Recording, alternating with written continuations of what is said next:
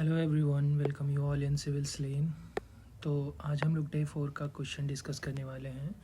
ये 71st BPSC mains के under अगर आप आंसर राइटिंग प्रोग्राम फॉलो कर रहे हैं तो ये उसी के अंडर इनिशिएटिव है, जहाँ पे हम लोग डेली ये क्वेश्चन टेलीग्राम चैनल पे पोस्ट करते हैं। वो चैनल लिंक में दिया गया है चैनल, आप उसे ज्वाइन कर सकते हैं। वहाँ पे डेली एक क्वेश्चन हम लोग पोस्ट करते हैं और बाय नेक्स्ट डे उसका model answer recorded video format में हम लोग अपलोड करते हैं। तो अगर आप चाहें तो इस इनिशिएटिव का हिस्सा बन सकते हैं। और चलिए तो आज शुरू करते हैं। तो कल हम लोगों ने जो क्वेश्चन दिया था वो था कि व्हाट इज़ कोलिजियम, ठीक है, और why is it at the centre of criticism, express your views. ये 8 मार्क का क्वेश्चन था, 70 बीपीएससी के मेंस में आया था, ठीक है। तो आप इसमें देख सकते हैं बहुत ही कि ये अलग अलग क्वेश्चन के पार्ट्स बने हुए हैं। एक तो इन्होंने सिंपल सा पार्ट में ऐसा पूछा है कि कोलिजियम क्या है और इसका क्रिटिसिज्म क्यों हो रहा है, फिर आपका व्यूज़ क्या है, ठीक है ना। तो व्हेन दे आस्क व्यूज़ ना, तो देखिए व्यूज़ आप ना बायस्ड मत दीजिएगा, ठीक है, या आप बहुत ही क्रिटिकल हो गए या फिर बहुत ही पॉजिटिव बोल रहे हैं, आप ऐसा नहीं दीजिएगा, ठीक है। आप एक व्यू पकड़िए, उसका ज़्यादा पॉइंट दीजिए और दूसरा व्यू का भी कुछ पार्ट उसमें ज़रूर दीजिए, ठीक है। तो चलिए शुरू करते हैं कि पहले इंट्रो हम लोगों ने क्या दिया है। तो इंट्रो में हम लोगों ने लिखा है कि collegium system is an Indian innovation in judiciary use for appointments and transfer of जजेस in Supreme Court and High Court, ठीक है। और इसके बाद इंट्रो को बेसिकली 2 पार्ट में हम लोगों ने ब्रेक कर दिया है। It evolve through supreme court जजेस इन 3 जजेस केस, जो कि हुआ 1981 में, 1993 में और 1998 में, and not explicitly mentioned in constitution और एनी लॉ। देखिए ये जो इंट्रो है ना, मतलब पॉइंट्स इसमें सारे हैं। आप चाहें तो बेटर सेंटेंस फ्रेमिंग करके आप इन सारे पॉइंट्स को और लेस वर्ड्स में अरेंज कर सकते हैं, लिख सकते हैं, ठीक है। बट हाँ, अगर इतने सारे पॉइंट्स आ जा रहे हैं तो वो एक डिसेंट इंट्रो है, ठीक है। चलिए इसके आगे हम लोग देखते हैं। इन्होंने पूछा था कि ये क्रिटिसिज्म के सेंटर पे क्यों है, तो हम लोगों ने उसका रीजंस दिया है, ठीक है। रीजंस बॉडी स्टार्ट कर रही है हमने हेडिंग बना के, reasons for criticism of collegium system, ठीक है। तो इसका क्या है, लैक ऑफ ट्रांसपेरेंसी की बात होती है, क्योंकि इसमें कोई पब्लिक डिस्क्लोजर नहीं होता है रीजंस का, क्यों किस बेसिस पे जजेस के अपॉइंटमेंट होते हैं या ट्रांसफ़र होते हैं। एग्जांपल्स के तौर पे जस्टिस संजय कुमार मिश्रा का जो ट्रांसफ़र हुआ था, आप अगर न्यूज़ से रिलेटेड रहे होंगे या इसे फॉलो किए होंगे तो आप इसे रिलेट कर सकते हैं। यहाँ पे लिख सकते हैं कि ये थोड़ा इशू बन गया था, उसमें लैक ऑफ ट्रांसपेरेंसी थी।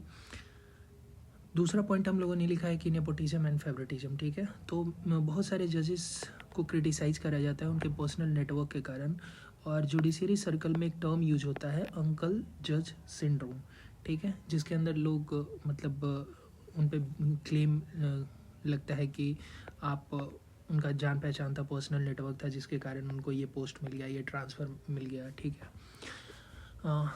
तीसरा पॉइंट हम लोगों ने लिखा है कि नॉट कॉन्स्टिट्यूशनली मैंडेट कोलिजियन सिस्टम। अब देखिए ऊपर भी इंट्रो में भी हम लोगों ने इस पॉइंट को डिस्कस करा था कि उसे कहीं कॉन्स्टिट्यूशन में मेंशन नहीं है, उसका कोई रूल बुक में उसका मेंशन नहीं है, ठीक है। और ये जुडिशियल रूलिंग्स जो जजेस केसेस है उसके थ्रू ये रोज़ किया है, ठीक है ना, जिसके कारण क्या हुआ है, डेमोक्रेटिक लेजिटिमेसी और उसकी अकाउंटेबिलिटी जो है उसमें एक गैप आ गया है। तो इसका तीसरा क्रिटिसिज्म हुआ। चौथा क्रिटिसिज्म ये है कि लैक ऑफ डाइवर्सिटी। देखिए अगर कोलिजियम सिस्टम आने से, ठीक है, सोशल रिप्रेजेंटेशन और जेंडर रिप्रेजेंटेशन बढ़ता, ठीक है, तो इसे पॉजिटिवली लिया जा सकता था या लोग इसका क्रिटिसिज्म नहीं कर दे। बट इसके आने के बाद भी जेंडर और सोशल रिप्रेजेंटेशन बहुत इम्प्रूव नहीं हुआ है। आप अभी तक देखे होंगे कि बहुत फ्यू वुमेन जो है हायर जुडिशियरी में सर्व की हैं अब तक, ठीक है। आप इसका एग्जाम्प्लिफिकेशन भी कर सकते हैं, ठीक है, अगर आपके पास डेटा है तो आप इस पॉइंट्स में डेटा भी ऐड कर सकते हैं, सॉरी।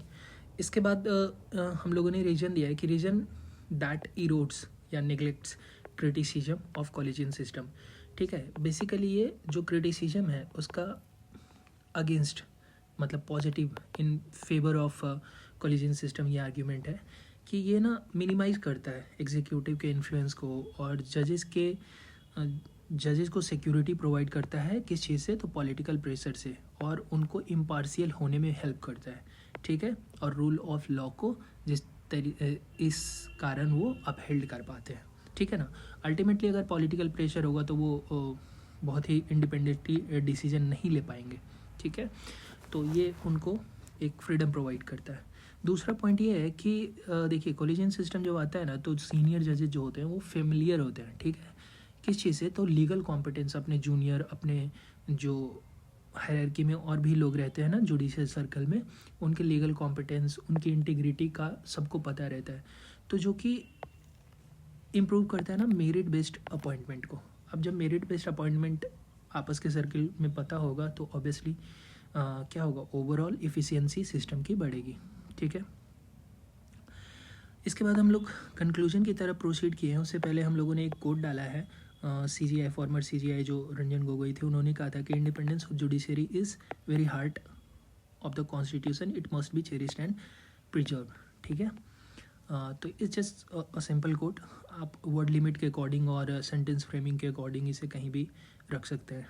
उसके बाद लास्ट में इंट्रो हम लोगों ने लिखा है जो कि थोड़ा पॉजिटिव है, वे फॉरवर्ड सॉल्यूशन ओरिएंटेड है।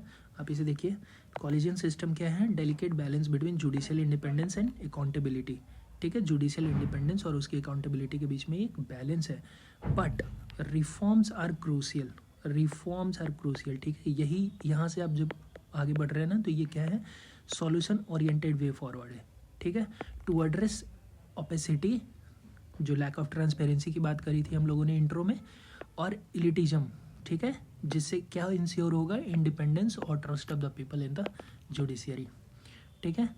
तो ये हम लोगों ने डे 4 का क्वेश्चन किया रहा। आप इस सीरीज़ को फॉलो कर सकते हैं, अगर आप आंसर राइटिंग में बिगनर हैं तो आप इसका हेल्प ज़रूर ले सकते हैं। आप चैनल पे और भी वीडियो चेक कर सकते हैं और लिंक में दिए गए टेलीग्राम से जुड़ सकते हैं, वहाँ पे डेली हम लोग एक क्वेश्चन पोस्ट करते हैं। चलिए, will keep doing this. Thank you.